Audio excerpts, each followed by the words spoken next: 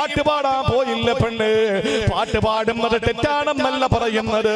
ഒരു പെണ്ണര പാവാട കൊടുത്തുകൊണ്ട് പൊതുവേദിയിൽ പൊതു പ്ലാറ്റ്ഫോമില് സർവാണങ്ങളുടെ മുമ്പിൽ അഴിഞ്ഞാടുമ്പോ ചോദിക്കുന്നവൻ ഏതെങ്കിലും കാലത്ത് പ്രാകൃത ലോകത്ത് ജീവിക്കേണ്ടവനാണെന്ന് പറഞ്ഞിട്ട് പരിഷ്കൃത സമൂഹത്തിൽ ഇതൊക്കെ പറയാൻ പാടുണ്ടോ എന്ന് ചോദിച്ചിട്ട് സോഷ്യൽ മീഡിയയിലെ കമന്റ് രാജാക്കന്മാർ ഇടപെടുമ്പോൾ എന്റെ പ്രിയപ്പെട്ട പെങ്ങളെ, നിങ്ങളോട് പറയേണ്ടത് നാളെ ഒരു സമയമുണ്ട്. ഇവന്മാരൊന്നും നാളെ വരൂല. നിങ്ങളെ കൊണ്ട് ചെയ്യിപ്പിക്കുന്ന ഒരുത്തരും നാളെ അവിടെ കാണൂല. ആ സമയത്ത് നിങ്ങളോട് അല്ലാഹു പറയുന്നത് എന്നെ കാണണമെന്നുള്ള കാര്യം നിങ്ങൾ മറന്നവരല്ലേ? അതുകൊണ്ട് ഞാനും നിങ്ങളെ മറന്നിരിക്കുകയാണ്.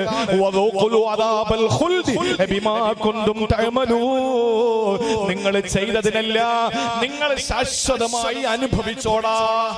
അള്ളാഹുവിന്റെ മറുപടി, നിങ്ങൾ എന്നെ മറന്നിട്ടല്ലേ ഇതൊക്കെ ചെയ്തത്? എന്നെ മറന്നിട്ടല്ലേ നിങ്ങൾ ഇതൊക്കെ ചെയ്തത്? എന്റെ പ്രിയപ്പെട്ട സഹോദരങ്ങളെ, എന്തെങ്കിലും തെറ്റ് കാണുമ്പോ, ഏതെങ്കിലും ഉസ്താദുമാര് എതിർക്കുമ്പോ, പ്രഭാഷണം പറയുമ്പോ അവർക്കെതിരെ കുതിര കയറാൻ വരുന്ന ഒരു സമൂഹത്തിന്റെ മുമ്പിൽ നിന്നുകൊണ്ട് നമുക്ക് പറയാൻ കഴിയുന്നത് ഒറ്റ കാര്യമാണ്. നാളെ അള്ളാഹുവിന്റെ കോടതിയിൽ നിന്നൊരു മറുപടിയുണ്ട്. എന്താണെന്നറിയോ? എടാ, നീ എന്നെ മറന്നിട്ടല്ലേ അതൊക്കെ ചെയ്തത്? ഞാൻ ഒരു കാര്യം തുറന്നു പറയാം, നിങ്ങൾക്ക് ഇഷ്ടപ്പെട്ടാലും ഇഷ്ടപ്പെട്ടില്ലെങ്കിലും. ഞാൻ ഒരു കാര്യം തുറന്നു പറയാൻ, നിങ്ങൾ ഇഷ്ടപ്പെടണം എന്നാണ് എന്റെ ആഗ്രഹം. ഇഷ്ടപ്പെട്ടില്ലെങ്കിലും എനിക്ക് വേറെ പ്രശ്നങ്ങളൊന്നുമില്ല. നിങ്ങൾക്ക് ഇഷ്ടപ്പെട്ടാലും ഇല്ലെങ്കിലും എനിക്കത് പ്രശ്നമല്ല. ഒരുപാട് മാറി നമ്മുടെ മുസ്ലിം സഹോദരിമാർ. +1 +2 പഠിക്കുന്ന പെൺകുട്ടികൾ, 11നും 12നും പഠിക്കുന്ന പെൺകുട്ടികൾ, 80% പെൺകുട്ടികളിലും ഇന്ന് ലഹരി ഉപയോഗവും കച്ചവടവും നടക്കുകയാണ്. ലഹരി ഉപയോഗവും കച്ചവടവും നടക്കുകയാണ്. കോഴിക്കോട് 2 ദിവസത്തെ പരിപാടിക്ക് പോയപ്പോ ഒന്നാമത്തെ ദിവസം കഴിഞ്ഞ് 2ാമത്തെ ദിവസത്തിൽ വെറുതെ ഇരുന്ന് മൂഡ് ഔട്ട് ആവണ്ടെന്ന് പറഞ്ഞിട്ട് ഒരു സംഘാടകൻ എന്നോട് പറഞ്ഞു, നമുക്കൊന്ന് ബീച്ചിൽ പോയാലോ എന്ന് ചോദിച്ചു. നട്ടുച്ച നേരമാണ്, 11:30 മണിയായെന്ന് തോന്നുന്നു. കോഴിക്കോട് ബീച്ചിലേക്ക് പോകുമ്പോൾ ദൂരെ നിന്ന് നോക്കുമ്പോൾ തന്നെ ഈ മിനയിലെ ടെന്റ് കണക്കാണ്. ലോകത്തെ ഏറ്റവും വലിയ ടെന്റുകൾ ഉള്ളത് മിനായിലാണ്. അത് ഈ അറഫയിലേക്ക് പോകുമ്പോ ഇങ്ങനെ പാലം കയറുമ്പോ താഴേക്ക് ഇങ്ങനെ 2 സൈഡിലേക്ക് നോക്കുമ്പോ കാണാം എത്ര മനോഹരമാണ് ഹജ്ജിന്റെ വേളയിൽ താമസിക്കുന്ന ടെന്റുകൾ. ലോകത്തെ ഏറ്റവും കൂടുതൽ ടെന്റുകളുള്ള, ഹൈമകളുള്ള, തമ്പുകളുള്ളത് സൗദി അറേബ്യയിലാണ്, മിനയിലാണ്. അതിങ്ങനെ നല്ല രസമാണ് കാണാൻ. അതുപോലെ നമ്മളിങ്ങനെ ഈ ബീച്ചിലേക്ക് ഇങ്ങനെ പോയിക്കൊണ്ടിരിക്കുമ്പോ ഒരു സൈഡ് മുതൽ അങ്ങേ അറ്റം വരെ കുടകൾ കമിഴ്ത്തി വെച്ചിരിക്കുന്നു. അപ്പൊ ഞാൻ ചോദിച്ചു, എന്താണ് ഇതിന്റെ പിന്നിൽ? അപ്പൊ എന്നോട് പറഞ്ഞു, ഉസ്താദ് നമുക്ക് ഈ തൽക്കാലം അങ്ങോട്ട് പോണ്ട, ആ കൊടയുടെ അടിയിൽ ഓരോരുത്തരുണ്ട്. കൊടയുടെ അടിയിൽ ഓരോ, ഈ ഫേസ്ബുക്കും ഒന്നും ഇല്ലാത്ത ഉപ്പാപ്പമാരെ ഇതെല്ലാം അറിയുന്നുണ്ടോ നിങ്ങള്? ഈ ലോകത്ത് നടക്കണ വല്ലതും അറിയുന്നോ? കൊടയുടെ അടിയിലാണ് ഒരു പെണ്ണുണ്ട്. ഇടക്കിടക്ക് ഇങ്ങനെ കൂടെ പൊന്തിക്കുന്ന കാണാം. ആരെങ്കിലും വരുന്നു? അങ്ങനെ നോട്ടൊന്നുമില്ല. ഇനി അഥവാ പൊന്തിച്ചാ കാണാം ഏതോ സ്കൂളിലെ യൂണിഫോം. വാപ്പ അറിയുന്നുണ്ടോ? വാപ്പാട്ട ഏതെങ്കിലും ആളുകൾ എന്ന് പറഞ്ഞാലോ, നിങ്ങളുടെ മോള്, എന്റെ മോൾ അങ്ങനെ ചെയ്യൂല, അത് നിങ്ങൾക്ക് തോന്നിയതായിരിക്കും. എന്നാലും ഒരു ആത്മവിശ്വാസത്തിന് മകള് വരുമ്പോ ചോദിക്കടി, നീ ഇന്ന് ബീച്ചിലെങ്ങാനും പോയാ? അപ്പൊ പെൺകുട്ടികൾ പറയുന്നത് എന്തായിരിക്കും? എന്നെ സൂക്ഷിക്കാൻ എനിക്കറിഞ്ഞൂടെ വാപ്പ, ഞാൻ അങ്ങനെ ചെയ്യോ എന്ന് ചോദിച്ചിട്ട് വാപ്പാരുടെ അടുത്ത് പറയുമ്പോ വാപ്പാക്ക് കൂടുതൽ വിശ്വാസമായി. അവസാനം ഏവന്റെയെങ്കിലും കൂടെ ഇറങ്ങിപ്പോകുമ്പോ മനോഹരമായി കല്യാണം കഴിപ്പിച്ചേച്ച് 10,000-2000 ആളുകളെ വിളിച്ചുകൂട്ടി മനോഹരമായ നല്ല ബിരിയാണി കൊടുത്ത്, തലശ്ശേരി ബിരിയാണി കൊടുത്ത്, നല്ല ഒരു അറയൊക്കെ ഉണ്ടാക്കി. ഇവിടെ അറ സംസ്കാരമാണല്ലോ. അറയൊക്കെ ഉണ്ടാക്കിയിട്ട് നല്ല നിലയിൽ 10 പേര് അറിയത്തക്ക നിലയിൽ കല്യാണം കഴിപ്പിച്ചയക്കാനിരിക്കുന്ന പെൺകുട്ടി 2 ദിവസം മുമ്പ് വലിയ എന്ന കാണാൻ കൊള്ളാവുന്ന ഒരുത്തനോടൊപ്പം പോ. ഈ അമാവാസി ഇരുട്ടും പിടിച്ച് ഇങ്ങനെ ഇരിക്കുന്ന ഒരു വല്ലാത്തൊരു കോലത്തിനോടൊപ്പമാണ് പോകുന്നത്. അതും നല്ല സുന്ദരിമാരായ പെൺകുട്ടികൾ. ഇവർക്ക് കണ്ണില്ല എന്നാണ് ചിന്തിച്ചു പോകുന്നത് പലപ്പോഴും. സ്നേഹത്തിന് അല്ല, പ്രേമത്തിന് കണ്ണില്ല കാതില്ല, കൈയില്ല കല്ല എന്ന് കൊണ്ട് കേട്ടിട്ടുണ്ട്. കണ്ണുമില്ല കാതുമില്ല. ഈ പോകുന്നവരെയൊക്കെ ഒന്ന് കണ്ടു നോക്കണം. വാപ്പ ഇവിടെ നല്ലൊരു ചെക്കനെ പിടിച്ചു വെച്ചിട്ടുണ്ട്, കണ്ടുവച്ചിട്ടുണ്ട്. ദീനീ ബോധമുള്ള മതബോധമുള്ള വേണ്ട, എനിക്ക് നോക്കാൻ എനിക്കറിയാം. അവസാനം പെണ്ണ് വാപ്പ പറയും പടച്ചോനാണ്, ഞാൻ സഹകരിക്കൂല നിന്റെ കല്യാണത്തിന്. അപ്പൊ മോള് പറയുന്നത് എന്താ? മൊയ്യദ്ദീൻ ചെയ്യുന്നതാണ് വേണ്ട, നിങ്ങളുടെ കല്യാണത്തിന് ഞാനും വന്നില്ലല്ലോ, വാപ്പാടെ കല്യാണത്തിന് ഞാനും ഇല്ലായിരുന്നല്ലോ, എന്റെ കല്യാണത്തിന് നിങ്ങളും വേണ്ട. ഇന്നത്തെ തലമുറ വല്ലാതെ പിന്നെ ചില സ്ഥലത്ത് ആത്മീയത അങ്ങോട്ട് മുറ്റിപ്പോയി. അതും കൂടെ പറയാതിരിക്കാൻ നിവൃത്തിയില്ല. ആത്മീയത അങ്ങോട്ട് മുറ്റിപ്പോയി. പെണ്ണുങ്ങളെ കയ്യിരിക്കുന്ന ഗ്ലാസ് കൊണ്ട് എറിയോ എന്നുള്ള കാര്യം സംശയമുണ്ട്. ഇനി പറയുന്ന കാര്യം ഇതുവരെ ഉള്ളതൊക്കെ ക്ഷമിക്കൂ. അവർ ആത്മീയത മുറ്റിയിട്ട് ഇപ്പൊ എന്താണെന്നറിയോ? കോയമ്പത്തൂരിന്ന് ഉസ്താദ് ഫോണിലൂടെ പറയും രാവിലെ 6 മണിക്ക് കോഴിക്കോടിരിക്കുന്ന താത്ത ചരുവത്തിൽ ഊതക്കം. ഇവിടെ ഉസ്താദ് അങ്ങ് കോയമ്പത്തൂരാ. കോഴിക്കോടിരിക്കുന്ന താത്താട്ട പറയും 33 ചെല്ലിക്കോ, കൂടെ ചെല്ലിക്കോ, രാവിലെ തുറന്നു വെച്ചിട്ട് രാവിലെ ഖുർആൻ ഓതാനുള്ള സമയം. അപ്പൊ ചില പെണ്ണുങ്ങൾ പറയും ഇത് മൊയ്ലിയാരുടെ അസൂയയാണ്. അങ്ങനെ പറഞ്ഞാലും ഇച്ചിരി ബുദ്ധിമുട്ടൊന്നുമില്ല, പറഞ്ഞോളി. ഇല്ലേ? ഭർത്താവ് ചായ ചോദിച്ചാൽ കേൾക്കുന്നില്ല. ഭർത്താവിന് ഉച്ചയ്ക്ക് ഭക്ഷണം കൊടുക്കാനില്ല. കാരണം സായാഹ്ന പ്രാർത്ഥനയുണ്ട്, മധ്യാഹ്ന പ്രാർത്ഥനയുണ്ട്, പ്രഭാത പ്രാർത്ഥനയുണ്ട്, ഇതെല്ലാം ഉണ്ട്. എല്ലാം യൂട്യൂബിലേക്ക് മാറി. ഇതെല്ലാം ഓൺലൈൻ ഇബാദത്തായി. ഞാൻ ശക്തമായ രീതിയിൽ എന്റെ പ്രിയപ്പെട്ട സഹോദരങ്ങളോട്, കേൾക്കുന്നവർ കേൾക്കട്ടെ, എതിർക്കുന്നവർ എതിർത്തോട്ടെ. ഞാൻ പോയതിനു ശേഷം എന്ത് പറഞ്ഞാലും എനിക്കൊരു പ്രശ്നമില്ല, എന്ത് വേണോ പറയാം. എല്ലാം ഞാൻ അനുവാദം തന്നിരിക്കുകയാണ്, നിങ്ങൾക്ക് അഡ്വാൻസ് ആയിട്ട് പൊരുത്തപ്പെട്ട് തന്നിരിക്കുകയാണ്. എന്ത് വേണോ പറഞ്ഞോ, എനിക്കൊരു പ്രശ്നമില്ല. ഞാൻ പൊരുത്തപ്പെട്ട് നിങ്ങളോട് പറയാണ്, എന്നെ പറ്റി എന്ത് വേണോ പറഞ്ഞോളി, സാരമില്ല. പക്ഷേ ഒരു കാര്യം ഉറപ്പാണ്, ഓൺലൈൻ ഇബാദത്തുകളിലേക്ക് കയറിയിട്ട് സീരിയലൊക്കെ കാഴ്ചയൊക്കെ നിർത്തി. സീരിയലൊക്കെ ഇപ്പൊ ഇല്ല, കാരണം എല്ലാവരും ഓൺലൈൻ ഇബാദത്തായി. പക്ഷേ എല്ലാവരും കരുതിയിരിക്കുന്നത് എന്താണ്? ഭർത്താവ് വിചാരിക്കുന്ന എന്തായിരുന്നാലും അൽഹംദുലില്ലാ സീരിയൽ കാഴ്ചയൊക്കെ നിർത്തിയല്ലോ, ഇപ്പൊ ഈ തസ്ബീഹ് കൊണ്ടിരിക്കുന്നൊരു കുഴപ്പം മാത്രമല്ലേ ഉള്ളൂ എന്ന് ചിന്തിക്കുന്നു. അല്ല, സീരിയൽ നിർത്തിയത് ഈ തസ്ബീഹ് കൊണ്ടിരിക്കുന്നത് കൊണ്ടല്ല. സീരിയൽ നിർത്തിയത് ഇപ്പൊ എവർക്ക് സ്വന്തമായി ചാനലുണ്ട്. ഞാൻ എങ്ങനെയാണ് ഈ പിന്നെ ചട്ടിപ്പത്തിരി ഉണ്ടാക്കുന്നത് കാണിച്ചു തരാം. ഞാൻ എങ്ങനെയാണ് കണ്ണൂർ പത്തിരി, ഇതാണ് കുഞ്ഞിപ്പത്തിരി, ടയർ പത്തിരി എങ്ങനെയാണ് ഉണ്ടാക്കുന്നത് ഇപ്പൊ കാണിച്ചു തരാം എന്ന് പറഞ്ഞിട്ട് എല്ലാവർക്കും സ്വന്തമായി യൂട്യൂബ് ഉണ്ട്. അതുകൊണ്ട് ഇപ്പൊ അവർക്ക് സീരിയൽ കാണാൻ സമയമില്ല. എന്റെ പ്രിയപ്പെട്ട സഹോദരങ്ങളെ, കാലം ഇങ്ങനെ ആത്മീയതയിൽ ലയിച്ചു പോയിട്ട് പരിസരബോധം പോലും മറന്നു പോകുന്ന ഒരു ഭാഗം, ആത്മീയമായിട്ട് യാതൊന്നുമില്ലാത്ത ഒരവസ്ഥയിൽ കൂപ്പുകുത്തി പോകുന്ന മറ്റൊരു ലോകം.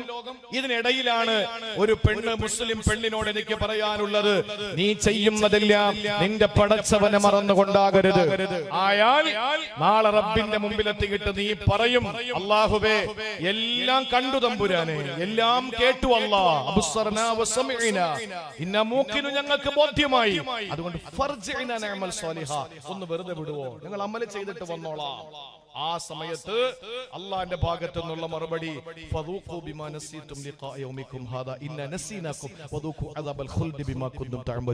അനുഭവിച്ചോടാ, നീ ചെയ്യുന്ന ഓരോ തെറ്റുകളും എന്നെ മറന്നുകൊണ്ടായിരുന്നില്ലേ? അതുകൊണ്ട് എന്നെ മറന്നുകൊണ്ട് നീ ചെയ്ത ഓരോ തെറ്റുകൾക്കും പകരമായി ഞാനിതാ നിന്നെ മറന്നിരിക്കുന്നു, കാലാകാലം നീ അനുഭവിച്ചോ എന്ന് പറഞ്ഞിട്ട് പടച്ചതമ്പുരാ അവിടെ കൈയൊടിയുകയാണ് പെങ്ങളെ. അത് കഴിഞ്ഞിട്ട് നേരെ 4ാമത്തെ സ്ഥലത്തേക്ക് പോവുകയാ. എവിടെയാണ് 4ാമത്തെ സ്ഥലം എന്നറിയോ? അള്ളാന്റെ പരിശുദ്ധമായ ഖുർആൻ പറയുകയാണ്, സൂറത്തുൽ അൻആം എടുത്ത് നോക്കണേ.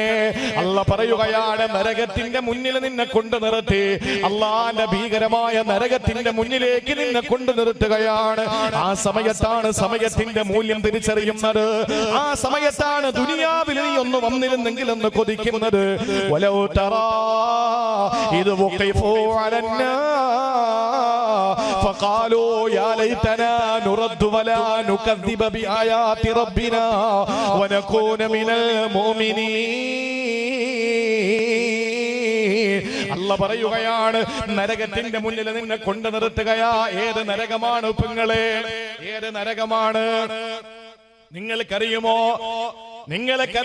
നരകത്തിന്റെ വ്യാപ്തി എന്താണെന്ന്?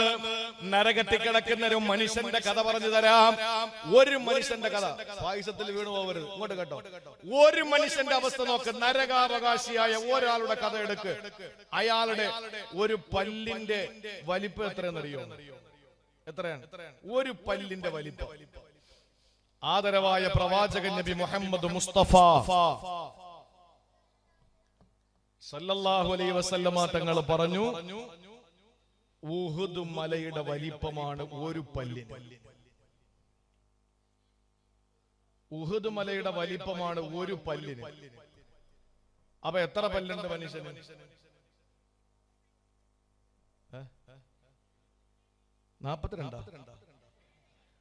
32 പല്ല്. കടയിൽ ചായ കുടിച്ചോണ്ടിരിക്കുമ്പോ രണ്ടുപേര് തമ്മിൽ ഉടക്കി, രണ്ടുപേര് തമ്മിൽ സംസാരിച്ചോണ്ടിരിക്കും. അപ്പോ ഒരുത്തനോട് പറഞ്ഞു, നിന്റെ 34 പല്ല് ഞാൻ അടിച്ച് നിലത്തിടുമെന്ന് പറഞ്ഞു. അപ്പൊ പത്രം വായിച്ചുകൊണ്ടിരുന്നോ ഇടപെട്ടു. അതിന് 32 പല്ലല്ലേ ഉള്ളൂ. അപ്പോഴാണ് ഇവൻ പറഞ്ഞത്, നീ ഇതിൽ ഇടപെടുമെന്ന് എനിക്കറിയാം, നിന്റെ 2 പല്ല് കൂടെ കൂട്ടിയാ പറഞ്ഞു. മനുഷ്യന് 32 പല്ലേ ഉള്ളൂ. ഈ 32 പല്ലിന്റെ സ്ഥാനം ഒന്ന് ആലോചിച്ച് നോക്കി. ഒരു പല്ലും അണപ്പല്ല് മാത്രം ഉഹുദ് മലയുടെ വലിപ്പം. അള്ളാന്റെ ഹബീബ് പഠിപ്പിച്ചതാണ് സല്ലല്ലാഹു അലൈഹി വസല്ലം. ഇത് നിരീശ്വരവാദികൾക്ക് തിരിയില്ല.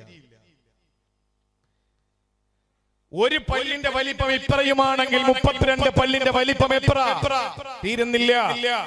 ഒരു ഷോൾഡറിൽ നിന്നും അടുത്ത ഷോൾഡറിലേക്കുള്ള ദൂരം അള്ളാന്റെ ഹബീബ് പറയുകയാണ്,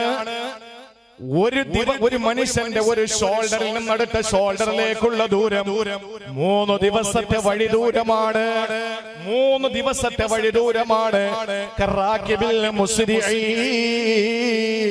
അതിവേഗം പോകുന്നവന്റെ, അതിവേഗം ഓടുന്നവൻ 3 ദിവസം എവിടെ എത്തും?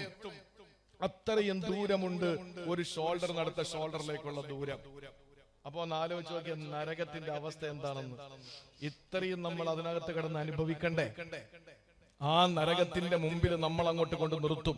അള്ളാഹു കാത്തുരക്ഷിക്കട്ടെ, അള്ളാഹു കാത്തുരക്ഷിക്കട്ടെ.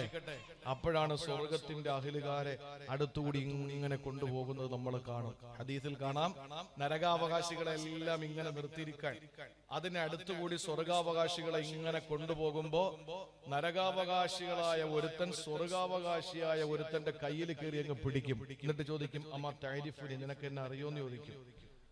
മന്നന്ത, നീ ആരാ? അവൻ പറയും, ഞാൻ നിനക്ക് ഒരു ഗ്ലാസ് ചായ വാങ്ങി തന്ന ഓർക്കുന്നുണ്ടോ? ഞാൻ നിനക്ക് ഒരു ഗ്ലാസ് വെള്ളം തന്നത് ഓർക്കുന്നുണ്ടോ?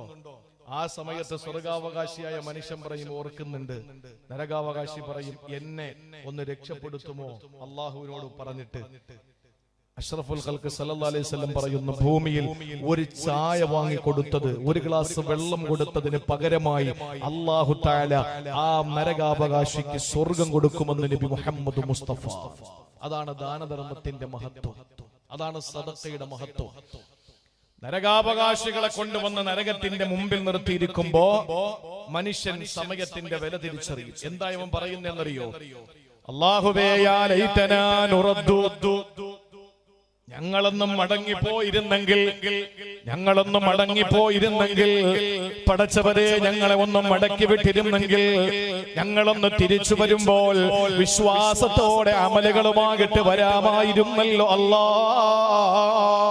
ആ സമയത്ത് പടച്ചോന്റെ മറുപടി വരികയാണ്, ബൽ ബദാലഹും മാ കാനൂ യഖ്ഫൂന മിൻ ഖബ്ലു വലൗ റുദ്ദൂ ലആദൂ ലിമാ നഹൂ അൻഹു വഇന്നഹും ലകാദിബൂൻ. സൂറത്തുൽ അൻആമിലൂടെ പടച്ചവൻ പരിചയപ്പെടുത്തുകയാ ഈ മനുഷ്യനോട് അല്ലാഹുവിന്റെ മറുപടി, വലൗ റുദ്ദൂ ലആദൂ ലിമാ നഹൂ അൻഹു വലൗ റുദ്ദൂ ലആദൂ ലിമാ നഹൂ അൻഹു. യവനെ തിരിച്ചു വിട്ടാലും യവന്റെ അവസ്ഥ പഴയത് തന്നെയാണ്. ഇവരെ തിരിച്ചു വിട്ടാലും അവസ്ഥ പഴയത് തന്നെയാണ്, ഒരു മാറ്റം ഉണ്ടാവൂല. ഇവൻ പച്ചക്കള്ളമാ പറയുന്നത്. അള്ളാഹുവിന്റെ ഭാഗത്ത് നിന്ന് ശക്തമായ മറുപടി. നാലാമത് നമ്മൾ തിരിച്ചറിയുന്നത് അവിടെയാ, നരകത്തിന്റെ മുന്നിലെത്തപ്പെടുമ്പോ അള്ളാഹു നരകത്തിന്റെ ഭീകരത തൊട്ട് നമ്മളെ കാത്തുരക്ഷിക്കുമാറാവട്ടെ. നരകത്തെ പറ്റി ഓർത്തോർത്ത് കരഞ്ഞ് കരഞ്ഞ് സയ്യിദുനാ ഉമർ ഇബ്നുൽ ഖത്താബ് റളിയല്ലാഹു അൻഹുവിന്റെ കവിൾ തടത്തിൽ 2 ചാല് പോലെ ആയി എന്നാണ്. ഖബറിനെ, നരകത്തെ പറ്റി ഓർത്തോർത്ത് ഉമർ ഇബ്നുൽ ഖത്താബ് തങ്ങളുടെ കവിൾ തടത്തിൽ 2 ചാല് വീണു. കരഞ്ഞ് കരഞ്ഞ് കരഞ്ഞിട്ട് എന്താണ് നരകത്തിന്റെ ഭീകരത എന്നവർക്കറിയാം. കാരണം അവർ 2 കാതുകൾ കൂർപ്പിച്ചു വെച്ചത് അഷ്റഫുൽ ഖൽഖിന്റെ റിസാലത്തിന്റെ പൊൻചമ്പകപ്പൂ ചുണ്ടിലാണ്. അവിടെ 2 കണ്ണുകൾ ഉടക്കിയത് തിരുനബി സല്ലല്ലാഹു അലൈഹി വസല്ലമയുടെ പടച്ചവനെ കണ്ട, ജിബ്രീലിനെ കണ്ട, സ്വർഗം കണ്ട ആ 2 കണ്ണുകളിലാണ് കണക്ട്. അതുകൊണ്ട് തന്നെ അവരുടെ ജീവിതത്തിൽ അവർ എല്ലാം തൊട്ടറിഞ്ഞവരാണ്, അനുഭവിച്ചറിഞ്ഞവരാണ്. അവർക്ക് അതുകൊണ്ട് തന്നെ നരകത്തെ പേടിയായിരുന്നു, നരകത്തിന്റെ ഭീകരത നന്നായിട്ട് മനസ്സിലാക്കിയവരാണ്. അള്ളാഹു നമുക്ക് ബോധം തരട്ടെ, മനസ്സിലാക്കാനുള്ള ഭാഗ്യം അള്ളാഹു തരട്ടെ. സമയം ഒരുപാട് വൈകുന്നു. ഞാൻ ഇനി ഒരു കാര്യം കൂടി പറയാനുണ്ട്. കൂട്ടത്തിൽ ഞാൻ ഒന്നുകൂടി ഉണർത്തട്ടെ. സമയത്തിന്റെ മൂല്യം തിരിച്ചറിയുന്ന 5 സ്ഥലങ്ങളാണ് ഖുർആൻ പരിചയപ്പെടുത്തിയത്. അതിൽ ഒന്ന്, മരിക്കുന്ന സമയത്ത് റൂഹ് പിടിക്കാൻ വേണ്ടി അടുത്തെത്തുന്ന മലക്കിനോട് ഒരു നിമിഷം കൂടി നമ്മൾ ചോദിക്കും. മലക്കിന്റെ മറുപടി എല്ലാവരും ഇങ്ങനെ തന്നാടാ പറയുന്നത്, നിനക്കിനി ഒരു അല്പം പോലും പിന്തിപ്പിക്കൂല എന്ന് പറയും. രണ്ടാമത് നമ്മൾ ഉയർത്തെഴുന്നേൽപ്പിന്റെ സമയത്താണ്. ആ ഉയർത്തെഴുന്നേൽപ്പിന്റെ സമയത്ത് നമ്മൾ പറയും, പടച്ചോനെ ഒന്നുകൂടി ഞങ്ങളെ മടക്കി വിട്ടാൽ ഞങ്ങൾ വല്ലതും ഒക്കെ ചെയ്തിട്ട് വരാം. ആ സമയത്ത് പടച്ചോന്റെ മറുപടി എന്താണ്? അള്ളാന്റെ മറുപടി, ഇങ്ങനൊരു ദിവസം ഉണ്ട് എന്ന് നീ ചിന്തിച്ചിരുന്നില്ലല്ലോ, ഇങ്ങനൊരു ദിവസം ഇല്ലാന്നല്ലേ നീ വാദിച്ചിരുന്നത്, ഇപ്പൊ എന്തേ നിനക്ക് ബോധ്യം വന്നോ എന്ന് ചോദിച്ച് കളിയാക്കുക. മൂന്നാമത് പടച്ചോന്റെ മുമ്പിലെത്തി നിർത്തുന്ന സമയമാണ്. അള്ളാന്റെ മുമ്പിൽ നിർത്തുമ്പോ നമ്മൾ ചോദിക്കും, പടച്ചോനെ തലകുമ്പിട്ടുകൊണ്ട്, റബ്ബേ ഞങ്ങളെ ഒന്നുകൂടി മടക്കി വിടുവോ, ഞങ്ങൾ നന്നായിട്ട് വരാം.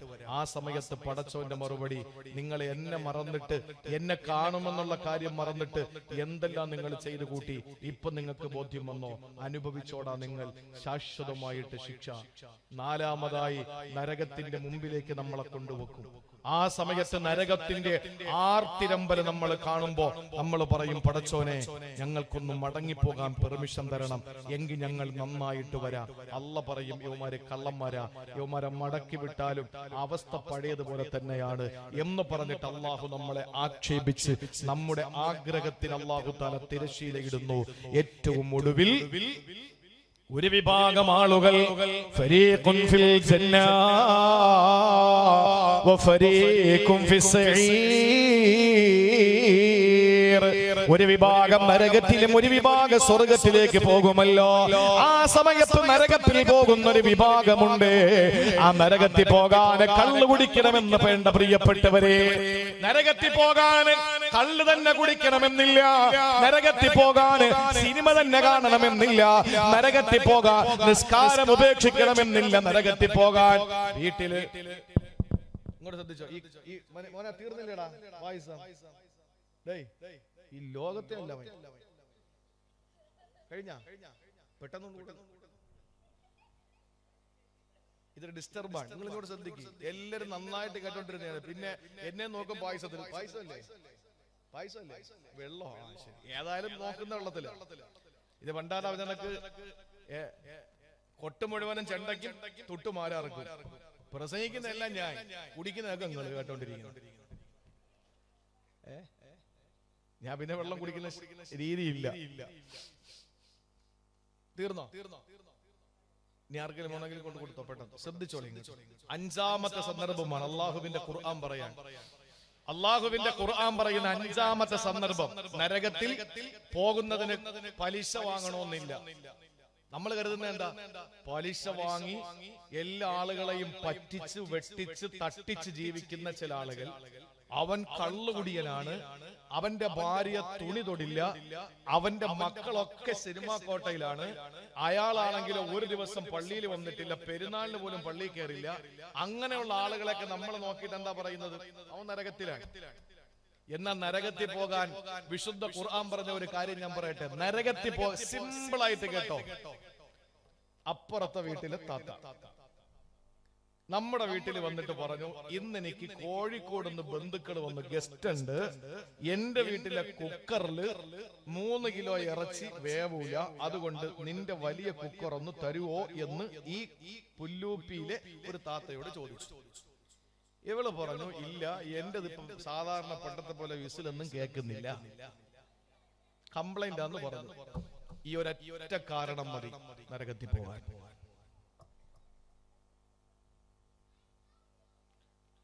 ഈ ഒരൊറ്റ കാരണം മതി. യൂണിഫോമിന്റെ ബട്ടൺസ് പൊട്ടിപ്പോയി മകന്റെ. 8:30 മണിക്ക് വണ്ടി വരും. ഓടിപ്പിടച്ചൊരു താത്ത വന്നിട്ട് പറഞ്ഞു, ഒരു സൂചി ഒന്ന് തരുമോ, പെട്ടെന്ന് തച്ചു കൊടുക്കാനാ. കലണ്ടറിൽ ഇങ്ങനെ കുത്തി വെച്ചിരിക്കുക. ഇവള് പറഞ്ഞു സൂചി ഇപ്പൊ ഇല്ല എന്ന് പറഞ്ഞു, ഉണ്ടായിട്ടില്ല എന്ന് പറഞ്ഞു. ആ ഒരൊറ്റ കാരണം കൊണ്ട് നരകത്തിൽ പോകും. എനിക്കറിയാം, ഇപ്പൊ പൊങ്കാല ഇടുകയായിരിക്കും ഈ ലൈവില്. കുറെ അങ്ങനെ ചാർജ് വെച്ചോണ്ട് ഇരിപ്പുണ്ടല്ലോ. അവനെ അങ്ങോട്ട് കുരു പൊട്ടിക്കാനാണ് ഞാൻ ഇത് പറയുന്നത്. പ്രിയപ്പെട്ട സഹോദരങ്ങളെ, ഒരു മഴ പെയ്തു, ഒരു കൊടയും ചൂടി പോവാൻ. അപ്പോഴാണ് ഒരാള് ചോദിച്ചു, ഒരു ലിഫ്റ്റ് തരുവോ? അപ്പൊ അവൻ പറയാണ്, ഇല്ല, ഞാൻ അങ്ങോട്ട് പോകുന്നില്ല. നമ്മള് ബൈക്ക് ഓടിച്ചു പോകുമ്പോ എല്ലാ ആളുകളും പറയുന്ന ഒരു കാര്യമാണ്, ബൈക്ക് ഓടിച്ചു പോകുമ്പോ ചിലവന്മാര് ലിഫ്റ്റ് ചോദിക്കും. അപ്പൊ നമ്മൾ പറയുന്നത് ഇങ്ങനെ കാണിക്കും. അപ്പുറം പറയുള്ളൂ എന്നാണ്. അവനപ്പുറത്താ പോകേണ്ടത്. എല്ലാത്തിനെ കയറ്റാനും പറ്റില്ല. ഇവൻ ഹെൽമെറ്റ് ഇല്ലാതെ വലിയ ബാക്കിൽ കയറിയ പൈസ നമ്മൾ അടയ്ക്കണം. അതുകൊണ്ട് എല്ലാത്തിനെയും കയറ്റാനും പറ്റില്ല. ഏതൊരു പാവപ്പെട്ടവന്റെ ബാക്കിൽ ഇതുപോലെ കയറിയിട്ട് പതുക്കെ ബാക്കിൽ നിന്ന് പോക്കറ്റിൽ നിന്ന് പേഴ്സ് ഒന്നും ഇറങ്ങി പോക്കളഞ്ഞു. ഒരുത്തനെ വിശ്വസിക്കാൻ പറ്റില്ല. അത് വേറൊരു വിഷയം. പക്ഷെ നമുക്ക് ചെയ്തു കൊടുക്കാൻ പറ്റുന്ന സഹായം നമ്മൾ ചെയ്യാതിരുന്നാൽ നരകത്തിൽ പോകും. പ്രിയപ്പെട്ടവരെ, ഇതെന്റെ വാക്കല്ല, കേട്ടോ. അല്ലാഹുവിന്റെ ഖുർആൻ പറഞ്ഞു, അറഅയ്തല്ലദീ യുകദ്ദിബു ബിദ്ദീൻ ഫദാലികല്ലദീ യദ്ഉൽ യതീം വലാ യഹല്ലു അലാ തുആമിൽ മിസ്കീൻ ഫവൈലുൽ ലിൽ മുസല്ലീൻ. വൈലെന്ന നരകം നമസ്കരിക്കുന്നവനാണ്, നാശം നമസ്കരിക്കുന്നവനാണ്. ആരാണ്? ഏത് നിസ്കാരക്കാരനാണ്? അല്ലദീന ഹും മിൻ സലാത്തിഹിം സാഹൂൻ, അശ്രദ്ധനായി നമസ്കരിക്കുന്നവൻ. അല്ലദീന ഹും യുറാഊൻ, ആളുകളെ കാണിക്കാൻ വേണ്ടി നിസ്കരിക്കുന്നവനാണ്. കെട്ടാൻ പോകുന്ന പെണ്ണിന്റെ വാപ്പ അയാള് പള്ളിക്കകത്തുണ്ടെന്നറിഞ്ഞപ്പോ ഞാൻ വലിയ നിസ്കാരക്കാരനാണെന്നറിയട്ടെ എന്ന് കരുതിയിട്ട് പള്ളിയിൽ കയറി ഒന്ന് നിസ്കരിച്ചോ. അതൊരൊറ്റ കാരണം കൊണ്ട് നിനക്ക് അല്ലാഹു തരുന്നത് വൈലാണ്, നരകമാണ്. അവസാനം അല്ലാഹു പറയുന്നു, വയംനഊനൽ മാഊൻ, തടയുന്ന ആളുകൾ. എന്തായി മാഊൻ എന്നറിയോ? അതിന് മുഫസ്സിരീങ്ങൾ പറഞ്ഞത് സൂചി, സ്പൂണ്, സൂചി, കയറ്, തൊട്ടി, ഇതെല്ലാം തടയുന്ന ആളുകൾ. പരോപകാര സാധനങ്ങൾ. വീട്ടിലേക്ക് വന്നു, ഒരു കിണറിൽ വെള്ളം കിട്ടുന്നില്ല, അതുകൊണ്ട് ഒരു ബക്കറ്റ് വെള്ളം എടുത്തോട്ടെ എന്ന് ചോദിച്ചു. നമ്മൾ പെട്ടെന്ന് ടാപ്പ് ക്ലോസ് ചെയ്തിട്ട് പറഞ്ഞു വെള്ളമില്ല. വെള്ളം മുടക്കിയാണ്, ചെറിയ കാര്യമല്ല. ഏതോ ഒരു നാട്ടിലെ അഭിസാരികയായ പെണ്ണ് മദീനയിലൂടെ നടന്നു വരുമ്പോ ആ പെണ്ണ് ശരീരം വിട്ട് ജീവിക്കുന്നവളാണ്. ആ പെണ്ണ് നല്ല നടപ്പുള്ള പെണ്ണല്ല. ആ പെണ്ണ് നടന്നു വരുമ്പോഴല്ലേ ഐനുൻ നജസായ തൊട്ടാൽ 7 വെള്ളം കൊണ്ട് കഴുകേണ്ട, അതിലൊരു വട്ടം മണ്ണ് കലപ്പിയ വെള്ളം കൊണ്ട് കഴുകേണ്ട മായ വീട്ടിന്റെ മുമ്പിൽ നിന്നാൽ വീട്ടിലെ റഹ്മത്തിന്റെ മലക്കടക്കാത്ത നായ. അല്ലാഹുവിന്റെ റസൂല് പറഞ്ഞു, ബറക്കത്തില്ലാത്ത ജീവിയാണ് നായ. ആ നായ അല്ലാഹുവിന്റെ റസൂൽ പഠിപ്പിക്കുന്നു, മദീനയിലൂടെ അഭിസാരികയായ വേശ്യാവൃത്തി നടത്തിയ പെണ്ണ്, ആ പെണ്ണ് തന്റെ ശരീരം വിട്ട് ജീവിക്കുന്ന പെണ്ണാണ്. ആ പെണ്ണ് നടന്നു വരുമ്പോ ഒരു നായ മാവ് നീട്ടിയിട്ട് ഓടുകയാണ്, വെള്ളം കിട്ടാതെ. ആ പെണ്ണ് പെട്ടെന്ന് തന്റെ ഷോള് വലിച്ചു കീറി അതൊരു കയറാക്കിയിട്ട് തന്റെ കാലിൽ കിടന്ന ഖുഫ വലിച്ചൂരിയിട്ട് അതൊരു തൊട്ടി ബക്കറ്റാക്കിയിട്ട് കിണറിലേക്ക് ഇറക്കിയിട്ട് വെള്ളം കോരിയിട്ട് ഐനുൻ നജസായ മായയുടെ നാവിലേക്ക് ഒഴിച്ചു കൊടുത്തപ്പോ അതുവരെ ആ പെണ്ണ് ചെയ്ത എല്ലാ വ്യഭിചാരത്തിന്റെ ഭീകരതയ്ക്കും അല്ലാഹു പുറത്തു കൊടുത്തിട്ട് ആ പെണ്ണ് സ്വർഗത്തിന്റെ സുന്ദരമായ പർദീസയിൽ കൈകൊണ്ട് തൊട്ടാ പൊട്ടിച്ചിരിക്കുന്ന മണിവീണ കമ്പികളുടെ നാദം കൊണ്ട് മുഖരിതമായ അല്ലാഹുവിന്റെ സൽസബീലിന്റെ തസ്നീമിന്റെ കള്ളാറിന്റെ പാലാറിന്റെ തേനാറിന്റെ ആ സ്വർഗത്തിലേക്ക് അല്ലാഹു ആ പെണ്ണിനെ പറഞ്ഞു വിട്ടു എന്ന് ഇന്നേ വരെ തമാശയ്ക്ക് പോലും അസത്യത്തിന്റെ ലാഞ്ചനാധരങ്ങളിൽ നിന്ന് തമാശയ്ക്ക് പോലെ കടന്നു വരാത്ത ആമിനയുടെ പൊന്നുമോനെ, അബ്ദുള്ളയുടെ തങ്കക്കുടമേ, നമ്മുടെ രോമാഞ്ചമേ, നമ്മുടെ വികാരമേ, കണ്ണിലെ കൃഷ്ണമണിയെ, ഹൃദയത്തിന്റെ തുടിപ്പേ, കരളിന്റെ കഷണമേ, നമ്മുടെ സർവസ്വമേ നബി മുഹമ്മദ് മുസ്തഫ സല്ലല്ലാഹു അലൈഹി വസല്ലമ തങ്ങളെ പഠിപ്പിക്കുക മാത്രമല്ല, ജീവിതത്തിൽ ഒരുപാട് സുഹൃതം ചെയ്ത പെണ്ണ്, ജീവിതത്തിൽ ഒരുപാട് അമലുകൾ ചെയ്ത പെണ്ണ്, ആ പെണ്ണിന്റെ വീട്ടിലെ പൂച്ചയെ കെട്ടിയിട്ട് വെള്ളം കൊടുക്കാതിരുന്നപ്പോ ആ ഒരു പൂച്ച കാരണം ആ പെണ്ണ് ദഖല ഫിന്നാർ, നരകത്തിലേക്ക് പോയി എന്ന് ശഫീഉൽ വറാ നബിയു സഖലൈ ഇമാമുൽ മുത്തഖീൻ നബി മുഹമ്മദ് മുസ്തഫ. പൂച്ച കാരണം നരകത്തിലും നായ കാരണം സ്വർഗത്തിലും. സ്വർഗത്തിൽ പോയ പെണ്ണ് ശരിയായ പെണ്ണല്ല, നരകത്തിൽ പോയ പെണ്ണ് ഏറ്റവും നല്ല പെണ്ണ്. എവരുടെ ജീവിതത്തിൽ സംഭവിച്ചത്, ഒന്ന് പൂച്ചയ്ക്ക് വെള്ളം കൊടുത്തില്ല, മറ്റത് പട്ടിക്ക് വെള്ളം കൊടുത്തു. നരകത്തിൽ പോകാൻ ശിർക്ക് ചെയ്യണോ, ശിർക്ക് തന്നെ ചെയ്യണമെന്നില്ല. ആരെങ്കിലും ഒന്ന് എന്തെങ്കിലും ചോദിച്ചാൽ ഒരു സാധനം അങ്ങോട്ട് കൊടുത്താൽ ആ സാധനം ചോദിച്ചാൽ കൊടുക്കാത്ത മനുഷ്യര്, എന്തെങ്കിലും ഒരു സഹായം ചോദിച്ച ഓഫീസിൽ നിൽക്കാൻ ആ സമയത്ത് വന്നിട്ട് ചോദിച്ചു, ഒന്ന് സൈൻ ചെയ്യാൻ ഒരു പേന തരുമോ എന്ന് ചോദിച്ചു. നിന്റെ പേന പോക്കറ്റിൽ നിന്ന് നീ എടുക്കാറില്ല, അല്ലെങ്കിൽ നിന്റെ ബാഗിൽ നിന്ന് പേന എടുക്കാറില്ല, എന്നിട്ട് നീ അത് കൊടുക്കാതിരുന്നാൽ ആ ഒരു പെണ്ണ് നിഷേധിച്ചതിന്റെ പേരിൽ നിനക്ക് നാശമുണ്ട്, നീ നരകത്തിലാണ് എന്ന് ആരംഭപ്പൂവായ ഹബീബ് നബി മുഹമ്മദ് മുസ്തഫ വിശുദ്ധ ഖുർആനിന്റെ ആയത്തോതിയിട്ട് സമൂഹത്തെ പഠിപ്പിക്കുകയാണ്. ഇതൊക്കെ പഠിച്ചു വെച്ചിട്ടാണ് ഇപ്പോഴും ആരെന്ത് ചോദിച്ചാലും മിണ്ടാത്തത്. ഉഹദിൽ ഒരിക്കൽ മഹാനായ നബി സല്ലല്ലാഹു അലൈഹി വസല്ലമ തങ്ങൾ രണാങ്കണത്തിൽ രക്തസാക്ഷികളായ പ്രിയപ്പെട്ട സഹാബത്തിനെ കാണാൻ വേണ്ടി ഇങ്ങനെ രണാങ്കണത്തിലേക്ക് ഇറങ്ങാൻ, ഉഹദ് യുദ്ധത്തിൽ ഇങ്ങനെ ഓരോ രക്തസാക്ഷി നോക്കി വരുമ്പോ അറിയോ, ഉഹദ് രണാങ്കണത്തിൽ ഒരു പ്രിയപ്പെട്ട സഹാബി കിടക്കുന്ന കാഴ്ച കണ്ടിട്ട് മുത്തുനബിയുടെ കവിൾത്തടത്തിലൂടെ കണ്ണുനീർത്തുള്ളികൾ ചാലിട്ടൊഴുകി. ആ സഹാബിയുടെ പ്രത്യേകത എന്താ? അല്ലാഹുവേ, ആ സഹാബിയുടെ വയറ്റത്ത് കല്ല് വെച്ച് കെട്ടിയിരിക്കുകയാണ് എന്ന് പറഞ്ഞ പട്ടിണി കിടന്നിട്ട് എഴുന്നേറ്റ് നിൽക്കാൻ പറ്റാതെ വന്നപ്പോ ഒരു കല്ലെടുത്ത് വയറ്റിലേക്ക് ചേർത്ത് വെച്ച് കെട്ടി മുറുക്കി കെട്ടിക്കിട്ടി യുദ്ധത്തിന് വന്നു. നമ്മളാണെങ്കിലോ എന്തെങ്കിലും ഒരു പ്രശ്നം ഉണ്ടെങ്കിൽ മതി, നിസ്കാരം തന്നെ ഒഴിവാക്കും. ഇവിടെയൊക്കെ നിക്കാഹ് എത്ര മണിക്കാ കല്യാണം? എത്ര മണിക്കാ സാധാരണ? ഓഡിറ്റോറിയത്തിലല്ലേ?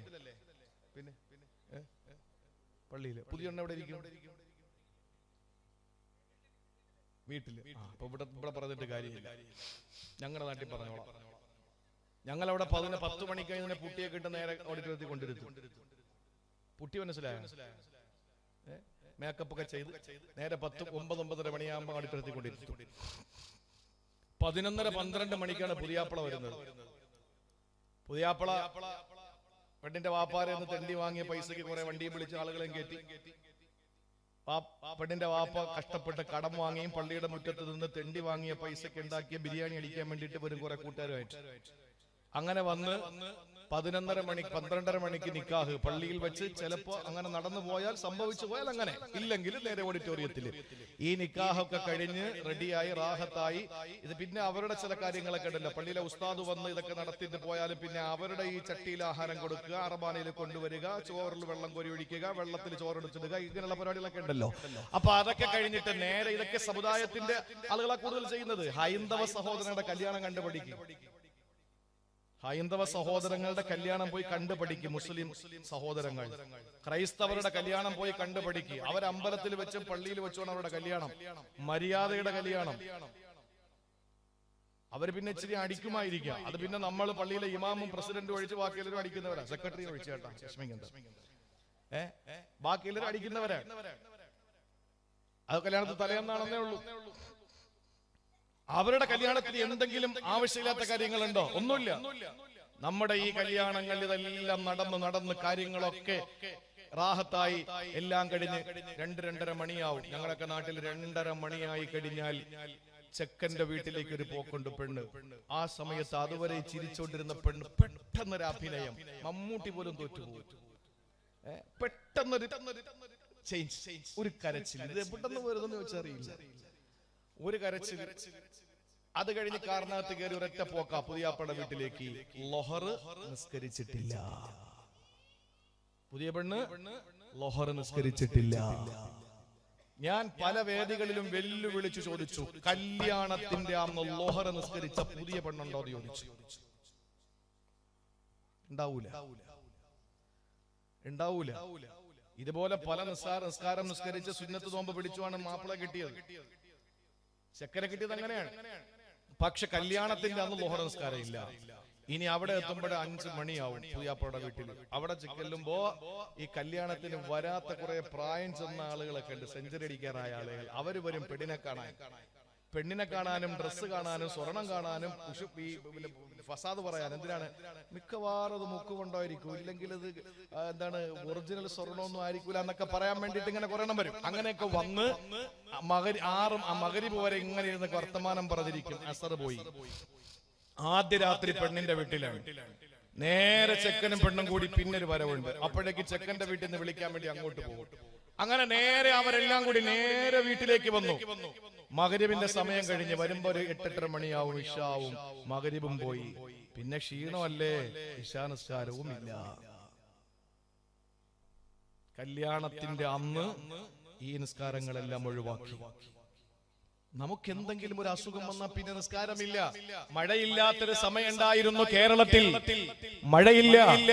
അന്ന് മലപ്പുറത്തെ ഹൈസ്കൂൾ ഗ്രൗണ്ടിൽ പോലും നമസ്കാരത്തിന് പാണക്കാട് സയ്യിദ് ഹൈദരലി ശിഹാബ് തങ്ങളെ നേതൃത്വം കൊടുത്ത് കേരളത്തിന്റെ എല്ലാ ജില്ലകളിലും മഴയെ തേടി നിസ്കരിച്ചു.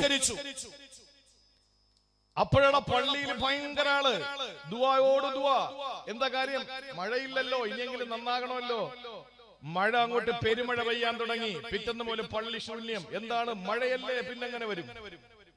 അതുവരെയും മഴയില്ലാത്തോണ്ട് പള്ളിയിൽ, മഴ പെയ്തപ്പോഴും മഴയല്ലേ, പിന്നെങ്ങനെ പള്ളിയിൽ വരും? അതായി ചോദ്യം. നന്ദി കെട്ടൊരു സമൂഹമുണ്ടെങ്കിൽ നമ്മൾ മാത്രമേ ഉള്ളൂ മനുഷ്യ സമൂഹം. പ്രിയപ്പെട്ട സഹോദരങ്ങളെ, നമുക്ക് ചെറിയ എന്തെങ്കിലും ഒരു കാരണം മതി നിസ്കാരം ഒഴിവാക്കാൻ. എന്നാൽ രണാങ്കണത്തിൽ വയറ്റത്ത് കല്ല് വെച്ച് വെട്ടി വന്നത് എന്തിനാന്നറിയോ? അത് പരിശുദ്ധമായ ദീനിന്റെ വിജയത്തിന്റെ കൊടി പാറിപ്പിക്കാനാണ്. ആ സഹാബി രക്തസാക്ഷിയായി കിടക്കുന്നത് കണ്ടിട്ട് അല്ലാഹുവിന്റെ ഹബീബിന്റെ കണ്ണുകൾ നിറഞ്ഞു പോവുകയാ. എന്താ കാര്യമെന്നറിയോ? ആ സഹാബിയുടെ വയറ്റിലെ കല്ല് കണ്ടു.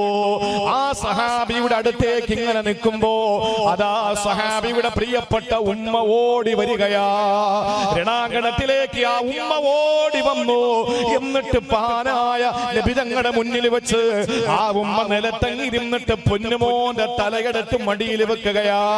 എന്നിട്ട് മുഖത്ത് പറ്റിയ മണലുകൾ ഇങ്ങനെ കൈകൊണ്ട് തുടച്ചു കൊടുത്തിട്ട് ആ ഉമ്മ പറഞ്ഞ വാക്ക്, ഹനിയല്ലക യാ ബുനയ്യൽ ജന്ന, പൊന്നുമോനെ നിനക്ക് സ്വർഗമുണ്ട്, നീ സന്തോഷിക്കടാ. നീ പട്ടിണി കിടന്നവനാടാ. ഈ ഉമ്മാക്ക് നീ തന്ന ഏറ്റവും വലിയ സമ്മാനം രക്തസാക്ഷിയുടെ ഉമ്മ എന്ന സമ്മാനമാണ് മോനെ. അതുകൊണ്ട് നീ സന്തോഷിക്കടാ, നിനക്ക് സ്വർഗമുണ്ട്. സ്വഹാബിയാണ്, സ്വഹാബിയാണ്, രക്തസാക്ഷിയാണ്, ഉഹദാണ്. നബി തങ്ങളാണ് പറയുന്നത്, ഉമ്മയാണ് വാരിപ്പുണർന്നത്. ഇതെല്ലാം ശരിയാണ്. പക്ഷേ ആ ഉമ്മ പൊന്നുമോനെ നിനക്ക് സ്വർഗമുണ്ടെന്ന് പറഞ്ഞപ്പോ അള്ളാന്റെ റസൂലും മകൻ ഉമ്മയോട് ചോദിക്കുന്നു, ഉമ്മ ഈ മോ സ്വർഗത്തിൽ പോകുമെന്ന് നിങ്ങൾക്ക് ഉറപ്പുണ്ടോ? സുബ്ഹാനല്ലാഹ്, സഹാബിയാണ്, ഷഹീദാണ്, ഉമ്മ ഇഷ്ടപ്പെട്ട മോനാണ്, റസൂലുള്ളാഹിന്റെ എപ്പോഴും പ്രിയപ്പെട്ട വാത്സല്യ സഹാബിയാണ്. എല്ലാം ഉണ്ടായിട്ടും ഈ നിബിധങ്ങൾ ചോദിക്കാണ്, ഈ മോ സ്വർഗത്തിൽ പോകും നിങ്ങൾക്ക് ഉറപ്പുണ്ടോ? എന്താ റസൂലേ, എന്റെ മോൻ സ്വർഗത്തിലല്ലേ? എല്ലാം നല്ല ഞാൻ പറഞ്ഞത്. ഈ പൊന്നുമോൻ 2 കാര്യങ്ങൾ ശ്രദ്ധിച്ചിട്ടുണ്ടോ? ഒന്ന്, ആവശ്യമില്ലാതെ സംസാരിച്ചില്ല എന്ന് നിങ്ങൾക്ക് ഉറപ്പുണ്ടോ? ഈ മോൻ ആവശ്യമില്ലാതെ സംസാരിച്ചിട്ടില്ല എന്ന് ഉറപ്പുണ്ടോ? 2, ആ അമ്മയോട് ചോദിക്കാൻ, തനിക്ക് ആവശ്യമില്ലാത്തത് മറ്റുള്ളവർക്ക് തടഞ്ഞില്ല എന്ന് നിങ്ങൾക്ക് ഉറപ്പുണ്ടോ? നമുക്കിപ്പോ എന്തെങ്കിലും ഒരാൾക്ക് കൊടുക്കുന്നുണ്ട്, ഒരു പ്രശ്നമില്ല, നമ്മൾ കൊടുത്തില്ല. എന്നാൽ ആ ഒരൊറ്റ കാരണത്തിന്റെ പേരിൽ നാളെ നമുക്ക് സ്വർഗം തടയുമെന്ന് നബി മുഹമ്മദ് മുസ്തഫ. ഈ സഹാബി അങ്ങനത്തെ ആളെന്നല്ല. ആ സഹാബിയെ വെച്ചുകൊണ്ട് ഈ 2 കാര്യം ചെയ്യുന്നവർക്ക് സ്വർഗം തടയപ്പെടുമെന്ന് റസൂലുള്ളാഹി പഠിപ്പിക്കുകയാണ്. പ്രിയപ്പെട്ട സഹോദരങ്ങളെ, അതുകൊണ്ട് ചെറിയ ഒരു വീഴ്ച മതി നരകത്തിൽ പോകാൻ. അതുകൊണ്ട് നമ്മൾ നരകത്തിലൊന്നും പോകൂല. നമ്മളൊക്കെ ക്ലിയർ ആണെന്ന് ചിന്തിച്ചിരിക്കുന്നവർക്ക് തെറ്റി. തെറ്റി. നരകത്തിൽ പോകുന്ന പ്രവർത്തനം മരണം വരെയും സ്വർഗത്തിന്റെ പ്രവൃത്തി ചെയ്തിട്ട് അവസാനം ഒരു സെക്കൻഡ് നരകത്തിന്റെ പ്രവൃത്തി ചെയ്താൽ അവൻ നരകത്തിലാണ് എന്ന് നബി മുഹമ്മദ് മുസ്തഫ. ഏതോ ആകട്ടെ നരകത്തിലേക്ക് പോയാൽ പ്രിയപ്പെട്ടവരെ, അള്ളാന്റെ ഖുർആൻ പറയുന്നു അഞ്ചാമതായി സമയത്തിന്റെ വിലയറിയുന്നത് എവിടെയാണ്? വഹും യസ്തരിഖൂന ഫീഹാ റബ്ബനാ ഖുരിജ്നാ നഅമല സാലിഹാൻ ഗൈറല്ലദീ കുന്നാ നഅമൽ. അല്ലാഹുവേ, പടച്ചവനെ, നരകത്തിൽ കിടന്ന് വെപ്രാളപ്പെടുകയാ, നിലവിളിക്കുകയാണ്, അഖ്രിജ്നാ നഅമൽ സാലിഹാൻ ഗൈറല്ലദീ കുന്നാ നഅമൽ. പടച്ചവനെ, ഞങ്ങൾ ചെയ്യാത്ത നല്ല കാര്യങ്ങൾ ഞങ്ങൾ ചെയ്തിട്ട് വരാമല്ലാ, അതുകൊണ്ട് ഇവിടുന്ന് ഞങ്ങളെ പുറത്തു വിടണേ അല്ലാ. ആ സമയത്ത് അല്ലാഹുവിന്റെ മറുപടി എന്തെന്നറിയോ? 4 സ്ഥലത്തും അല്ലാഹു മറുപടി കൊടുത്തു. 5ാം സ്ഥലത്തും അല്ലാഹു മറുപടി കൊടുക്കുകയാണ്. അവലം നഅമ്മിറകും മാ യതദക്കറു ഫീഹി മൻ തദക്കറ വജാഅകുമുൻ നദീർ. എടോ, അവലം നഅമ്മിറകും മാ യതദക്കറു ഫീഹി മൻ തദക്കറ. ഗുണപാഠം ഉൾക്കൊള്ളുന്നവന് ഗുണപാഠം ഉൾക്കൊള്ളാൻ പറ്റിയ ഒരു പ്രായം നിനക്ക് ഞാൻ ആയുസ്സായി തന്നില്ലേ? വജാഅകുമുൻ നദീർ. എത്ര പ്രസംഗം നീ കേട്ടടാ, എത്ര പ്രഭാഷണം നീ കേട്ടടാ, എത്ര മുന്നറിയിപ്പ് നിന്റെ അടുക്കൽ വന്നു, എന്നിട്ട് നീ നന്നായില്ല. ആയുസ് നിനക്ക് നീട്ടിത്തന്നു. ഈ ഹദീസ്, ഈ ആയത്തിന്റെ തഫ്സീറിൽ പറയുന്ന 60 വയസ്സ് കഴിഞ്ഞാൽ പിന്നെ ഒരു ഉദുറും ബോധിപ്പിക്കാൻ പറ്റൂല. 60 വയസ്സ് കഴിഞ്ഞാൽ ഒരു ഉദുറും പിന്നെ ബോധിപ്പിക്കാൻ പറ്റൂല. അതിന് മുമ്പാണെങ്കിൽ ഒരു രക്ഷയില്ല, എന്തെങ്കിലും പറഞ്ഞു നിൽക്കാം. 60 വയസ്സ് കഴിഞ്ഞ ഒരാൾക്ക് പടച്ചവനടുത്ത് പിന്നെ ഒരു ഉദുറും ഒരു കാരണവും ബോധിപ്പിക്കാൻ കഴിയില്ല. അല്ലാഹു വിടില്ല. ഒരു നിമിഷം പോലും പടച്ചവൻ ആ കാലൊന്നും മാറ്റിച്ചവിട്ടാൻ അനുവദിക്കില്ല. അല്ലാഹു ചോദിക്കും, അവലം നുഅമ്മിറുകും മാ യതദക്കറു ഫീഹി മൻ തദക്കറ. ഉൾക്കൊള്ളാൻ സമയം, ഉൾക്കൊള്ളാനുള്ള ഒരു ആയുസ് നിനക്ക് തന്നു. വജാഅകുമുൻ നദീർ. അതിനിടയിൽ എത്ര പ്രസംഗം നീ കേട്ടു, എന്നിട്ട് നന്നായില്ലല്ലോ. എന്നിട്ട് അല്ലാഹു പറയുന്നു, ഫദൂഖു ഫമാലിൽ ളാലിമീന മിൻ നസീർ. അനുഭവിച്ചോടാ, അനുഭവിച്ചോ. അല്ലാഹുവിന്റെ താക്കീതാണ്. അതുകൊണ്ട് പ്രിയപ്പെട്ട സഹോദരങ്ങളെ, 5 സ്ഥലങ്ങളിൽ നമ്മൾ സമയത്തിന്റെ മൂല്യമറിയും. 2024 വിട പറയാൻ നിൽക്കുന്ന ഈ സമയത്ത് എന്റെ പ്രിയപ്പെട്ടവരോട് എനിക്ക് പറയാനുള്ളത്, ആ സമയങ്ങൾ നമ്മൾ വളരെ വ്യക്തമായി നേരത്തെ തന്നെ മനസ്സിലാക്കിയിട്ട് സമയത്തിന്റെ മൂല്യം നമ്മൾ തിരിച്ചറിഞ്ഞുകൊണ്ട് സൽക്കർമ്മങ്ങൾ ചെയ്യണം. വെറുതെ കാലത്തെ കുറ്റം പറയരുത്. നഈബു സമാനനാ വൽ ഐബു ഫീനാ വമാ ലിസമാനിനാ ഐബുൻ സിവാനാ.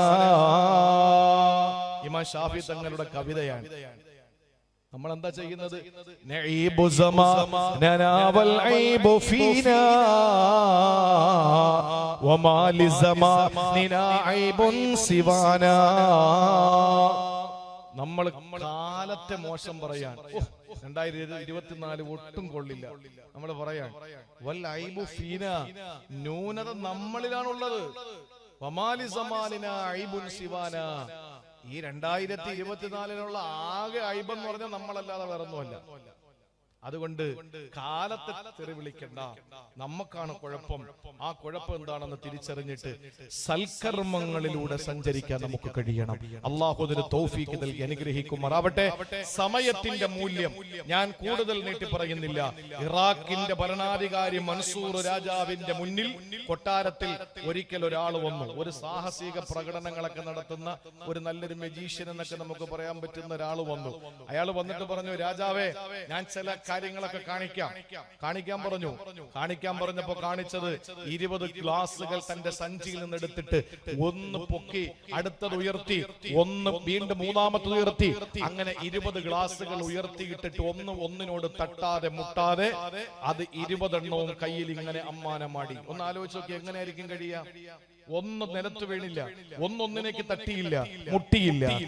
ആ 20 ഗ്ലാസും ഇങ്ങനെ കയ്യിലിട്ട് അമ്മാനമാടിയ ആ സാഹസിക പ്രകടനം കാഴ്ചവെച്ച ആളിനോട് രാജാവ് മൻസൂർ ചോദിച്ചു, ഇനി വല്ലതും ഉണ്ടോ എന്ന് ചോദിച്ചു. ഉണ്ട്. സഞ്ചിയിൽ നിന്നൊരു സൂചി എടുത്തിട്ട് കൊട്ടാരത്തിൽ നടുത്തളത്തിലിട്ടു. രണ്ടാമത്തെ സൂചി എടുത്ത് ഒന്നാമത്തെ സൂചിയുടെ ദ്വാരത്തിൽ രണ്ടാമത്തെ സൂചിയുടെ അഗ്രം പ്രവേശിപ്പിച്ചു. നിന്നുകൊണ്ട്, കൊണ്ടുവച്ചതല്ല, നിന്നുകൊണ്ട് എറിഞ്ഞു പിടിപ്പിച്ചു. മൂന്നാമത്തെ സൂചി എടുത്തിട്ട് രണ്ടാമത്തെ സൂചിയുടെ ദ്വാരത്തിൽ പ്രവേശിപ്പിച്ചു, എറിഞ്ഞ്. അങ്ങനെ 100 സൂചികൾ എടുത്ത് ഒന്നിന്റെ പിറകെ ഒന്നൊന്നായി കൊരുത്തു, നിന്നുകൊണ്ട്. ഇത്രയും കണ്ടപ്പോ ജനങ്ങൾ കൈകൊട്ടി. രാജാവിന്റെ കൽപ്പന 1000 ദിർഹം കൊടുക്കൂ എന്ന് പറഞ്ഞു. 1000 ദിർഹം. എന്നിട്ട് പറഞ്ഞു 100 അടിയും കൂടെ കൊടുക്കാൻ. 1000 ദിർഹമും 100 അടിയും കൊടുക്കാൻ പറഞ്ഞു. പട്ടാളക്കാർ ചോദിച്ചു, 1000 ദിർഹം മനസ്സിലായി, കാരണം ഇത് ആർക്കും കാണിക്കാൻ പറ്റാത്ത കാര്യമാണ്. ഈ 100 അടിയുടെ രഹസ്യം എന്താന്ന് ചോദിച്ചോ പറഞ്ഞു, ലി അന്നഹു അല്ലാഹു വഖത്തൽ മുസ്ലിമീൻ, ഇത്രയും വിശ്വാസികളുടെ സമയം വെറുതെ കളഞ്ഞതിന് 100 അടിയും കൂടെ കൊടുക്കാൻ. ഒരു ഉപയോഗമില്ലാത്ത പണിയല്ലേ കാണിച്ചത്. അതുകൊണ്ട് നിങ്ങളുടെ സമയം ഞാൻ നഷ്ടപ്പെടുത്തുന്നില്ല. സമയം അമൂല്യമാണ്, സമയം വിലമതിക്കാത്തതാണ്, സമയം തീർന്നുകൊണ്ടിരിക്കുകയാണ്. അതുകൊണ്ട് പ്രിയപ്പെട്ടവരെ, നമുക്ക് മടങ്ങാൻ, അള്ളാഹുവിലേക്ക് മടങ്ങാനുള്ള ഓരോ വർഷവും നമുക്ക് തീർന്നുകൊണ്ടിരിക്കുകയാണ്. നമ്മൾ 50 വയസ്സ് കഴിഞ്ഞ് 51ാമത്തെ വയസ്സെത്തുന്ന ഒരാള് എന്താ പറയുന്നത്? ഒരു വയസ്സ് കൂടി, ഒരു വയസ്സ് കൂടി പറയ്. ഇവര് വേറല്ല, അവരവരെ വഴിക്ക് വിട്. ചിലപ്പോ രാജ്യത്ത് പ്രധാനമന്ത്രിയൊക്കെ ആകേണ്ട ആളുകളാണ്. അങ്ങനെയല്ലേ? ചിലപ്പോ അറിയാൻ പറ്റുമോ?